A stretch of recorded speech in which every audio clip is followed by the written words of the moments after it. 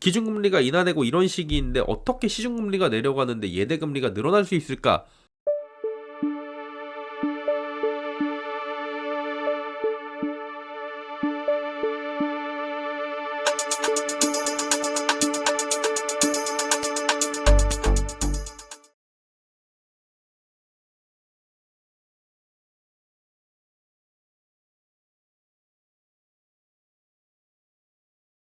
은행 가면 지금 대출 금리나 예금 금리는 되게 낮아요. 계속 낮아지고 있습니다. 또 내려갔어요. 근데 대출 금리는 높아요. 이 두 가지를 빼가지고 마진을 먹는 게 이제 예대 금리잖아요. 예대 금리 마진이잖아요. 그걸 이제 은행의 주 수익원인데 이 주 수익원은 계속 늘어나고 있다는 거. 아니 금리가 기준 금리가 인하되고 이런 시기인데 어떻게 시중 금리가 내려가는데 예대 금리가 늘어날 수 있을까? 라고 보면 이거는 그냥 은행이 핑계대면서 폭리 취하는 거 아니냐? 이렇게 들릴 수가 있는 거죠. 그럼 자세한 상황을 한번 보자는 거예요. 연합뉴스에서도 그러잖아. 예대금리차 더 벌어지나. 시중은행이 예적금 금리를 인하합니다. 기준금리 인하했죠. 그리고 시중금리 내려가고 있죠. 그러니까 주요 은행이 예금이랑 적금 금리를 줄줄이 내립니다. 핑계가 돼요. 이거는 내려도 돼요. 시중금리가 내려갔으니까. 5대 시중은행이 최대 0.3% 수준까지 예금 접근금리 인하에 들어간 모습입니다. 5대 은행의 지난 25일 기준 대표 1년 만기 정기예금 최고 금리는 2.8에서 3.1 수준밖에 안 됩니다. 2주 전인 지난 8일에 비교한 하단이 0.1%, 상단이 0.2%나 낮아졌습니다. 한마디로 예금금리, 적금금리 상하단이 낮아졌다는 거예요. 빨리빨리 넣자. 그리고 제가 이거 저번에 한번 해드렸잖아요. 만약에 그 예적금 넣으실 거면 좀 빨리 하는 게 좋다. 왜냐면 얘네 내려가는 추세다. 그쵸? 그게 요령이라고 말씀을 드렸죠. 근데 실제로 계속 내려가고 있어요. 이에 대해서 은행 관계자는 한국은행의 기준금리 인하와 시장금리 하락을 반영한 예적금 상품의 기본금리를 조정할 수밖에 없다라고 이야기합니다. 우리는 시중은행이 그 시중금리가 내려가고 있고 그 다음에 한은의 기준금리도 내려가고 있어갖고 예적금 상품 기준금리를 기본금리를 조정할 수밖에 없어요. 오케이. 여기까지는 오케이. 자, 근데 대출금리는 왜 이 모양이 꼴이냐? 기준금리, 시중금리 하락에 예적금 금리가 내려가는 만큼 대출금리도 같이 내려가야 되는 게 정상 아니냐?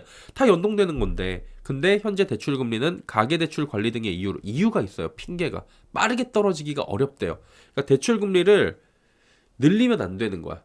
대출을 너무 많이 해줘버리고 너무 싸게 해줘버리고 막 그렇게 되면은 사람들이 집을 사가지고 집값이 올라갈 수 있으니까 이거 가계대출 관리를 하라고 정부에서 얘기를 하니까 예 알겠습니다 라고 얘기를 하면서 명을 받들면서 그 핑계로 해가지고 대출 금리를 조절하고 대출 통화량을 조절을 하고 그러고 있는 겁니다. 최근에 금리 하락이랑 토지거래 허가구역 해제 등으로 집값이 들썩이 조짐을 보였었잖아요. 그리고 들썩였었잖아요. 그래서 이제 재지정을 했잖아요. 정부는 지난 19일 주택시장 안정화 방안을 발표하고 금융권의 주택대출 관리 자율 관리를 강화해달라고 부탁을 했습니다. 이게 자율이에요? 눈치 봐요. 눈치 볼 수밖에 없긴 합니다. 왜냐하면 관치가 굉장히 강한 곳이 은행입니다. 제가 은행을 계속 뭐라고 하는 게 아니고요. 구조적으로 이럴 수밖에 없는 상황에 놓였어요. 이거 주인이 없습니다.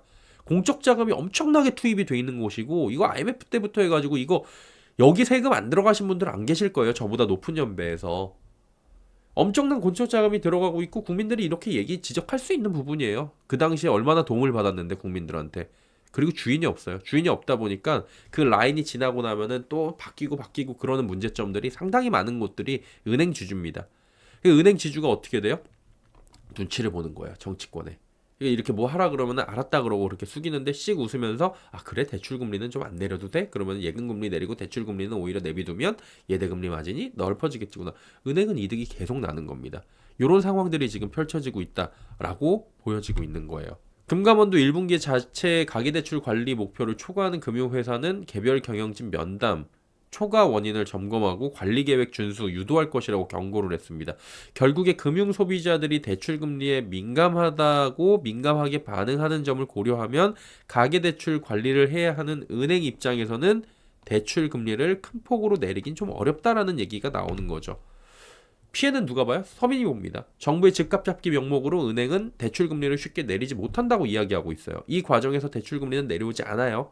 예금금리, 적금금리 내려갑니다. 결국 은행권 예대금리 차는 벌어질 수밖에 없고요. 은행은 이익만 커지는 겁니다. 은행 관계자 인터뷰를 보면 대출금리 바로 비교가 가능해서 조정 시에 쏠림 현상이 나타난다고 해요.